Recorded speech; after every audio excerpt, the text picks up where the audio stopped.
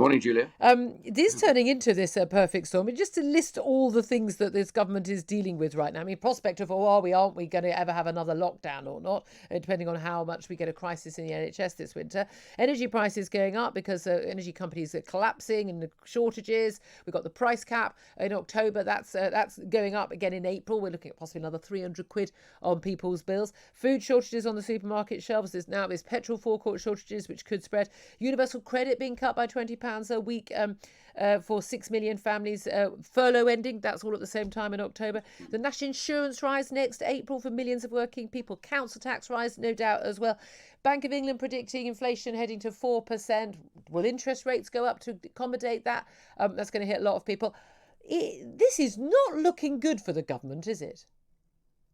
No, these sort of things never are. And of course, there's always this time of year when you start to get all these things coalescing.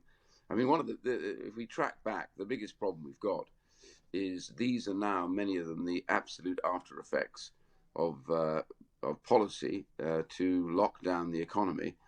Let's just take the drivers, for example. What's quite interesting about all of this is we talk about this as though it's a UK problem. Yeah. The fact is, all over Europe, there are driver shortages. Germany's got 60,000, likely to rise to 120,000.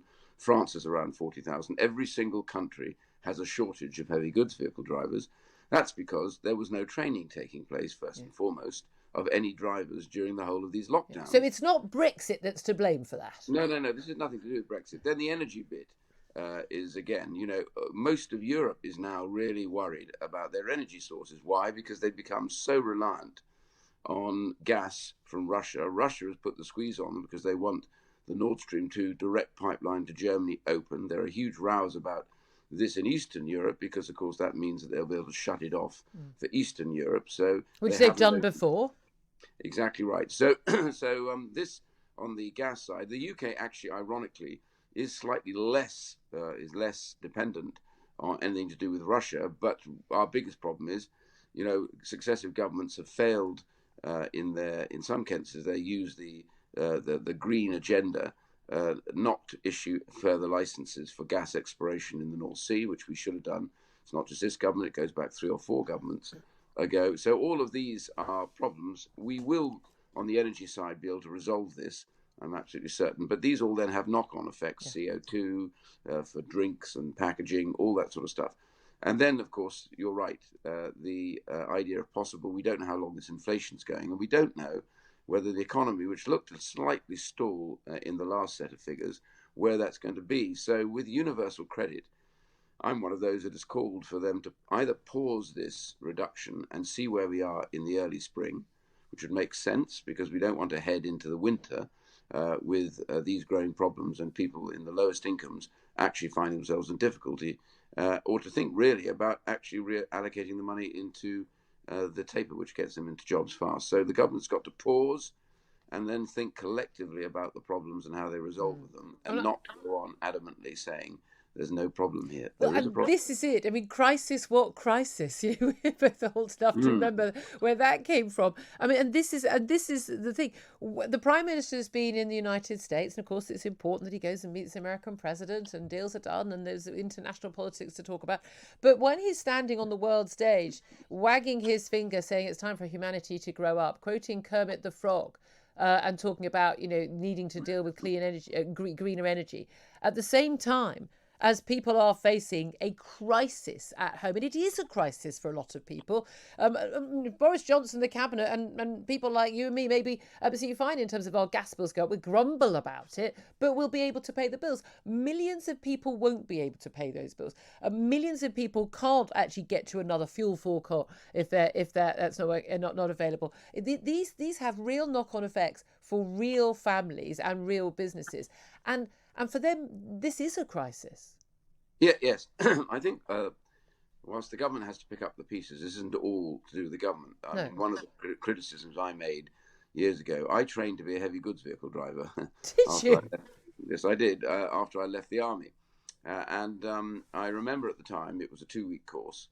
And it was up in Liverpool, actually. And the interesting thing about it was, that at that time, I thought to myself, actually, it's a very useful thing to have in your pocket. It doesn't take long to do. I then, when I was Secretary of State for Work and Pensions, I couldn't understand why we had to bring in so many overseas drivers to drive our trucks. I said, why don't you train more to the heavy goods vehicle companies? They all hummed and hawed and said, oh, well, no one wants to do it. So I bought 100 courses, showed them that everybody wanted to do it and that they all passed. And then they hummed and hawed and said, well, you know, the thing is they might go off and work for somebody else. And I said, that's rubbish. You just need to make them pay it back. If they do, the truth is you just want easy life, get others from other countries. And they've done, the heavy goods vehicle companies have done next to nothing, frankly, in training drivers. They knew after Brexit and COVID, we would need to accelerate the drivers. And so I am really very critical. This was all, I mean, this is the thing. Companies. A lot of the problems we've got right now, I mean, whether it's energy supplies and reliance on renewables that aren't reliable, and failure to frack, failure to build nuclear power stations, failure to actually face up to the reality there. I mean, I've been talking about this and reading articles about this for years now. This hasn't come out of the blue, this issue with Russia and gas supplies as well.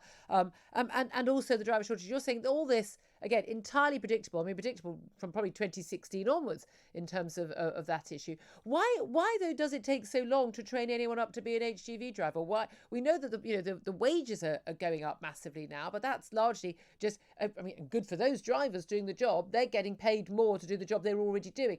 The key thing is to get more people into that job very quickly, and also to bring back the apparently a couple 100,000 people who are trained like you, no doubt, will, get you back on the road, delivering the fuel to the fuel courts, getting those people back on. What is the problem with doing that? Why is this taking so long? Well, first of all, I don't think the course needs to take as long. It was a 2-week course, and the main problem for people themselves wanting to train was that when I last looked at it, it was £3,000 for a 2-week course. Now, most people, if you're unemployed with a driver's license, probably can't afford £3,000 to train. So when we bought the courses, we got it down to below 2,000. And I think if the heavy goods vehicle companies stepped in and did it, they could drive the price down and they can accelerate the pace. I mean, I've heard a figure of 6,000. Well, it may have gone up. I mean, I'm talking about when we did this about 4 or 5 years ago. Right. But even 3,000, if it's 6,000, then that's ludicrous. That's out of the reach of most. But the reality is, as I recall when I did it, you could easily have compressed it into under a week, frankly. It's not as though it was the hardest course. We didn't spend, early in the morning till late at night doing all of this. It could have been done in 1 week if you compressed it. There's no question about that. And the last thing, of course, is when they shut down all the driver testing and driver instruction centres during lockdown. Yeah. Of course, this was really short-sighted. I mean, I've just done a motorcycle test, and I have to tell you, the backlog on driver's tests and motorcycle tests is ridiculous because, of course, they shut down all the testing centres. There's been really very little thought about the after effects of lockdown, and we are now beginning to see it. And as I say, it's not just here. It's all over Europe now, where they're facing many of the same problems because they did what we did, which is shut down, lock down, and we're now going to bear the consequences. It's going to take some time. You saw today a report saying that the backlog in cancer treatments could take 10 years to clear.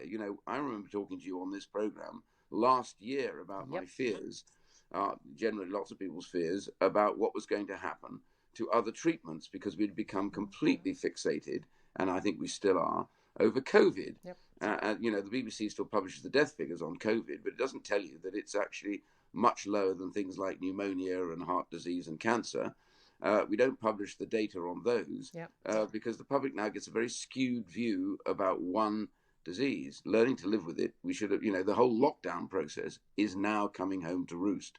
So we have a lot to do to get this done, but the government's got to think carefully. This winter, I do generally think, and I've said this publicly, I put an amendment down last Monday, which wasn't called. I said, don't do the universal credit cancellation of the uplift at this stage.